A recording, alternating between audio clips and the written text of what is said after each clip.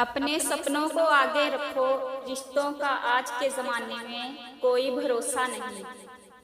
नहीं बदलती मोहब्बत कभी वक्त के साथ, बस नीयत सही होनी चाहिए साथ चलने की। तुम फिक्र करना छोड़ दो, लोग तकलीफ देना छोड़ देंगे। जब ज़्यादा हंसने और बोलने वाले इंसान अगर चुप हो जाए तो समझ लेना कि वो अंदर से टूट चुके हैं। खामियां तो हर किसी में होती हैं, पर हमें तब नजर आती हैं जब हमारा दिल उनसे भर चुका होता है। बड़े अजीब से हो गए हैं रिश्ते आजकल, सब फुर्सत में हैं पर वक्त किसी के पास नहीं।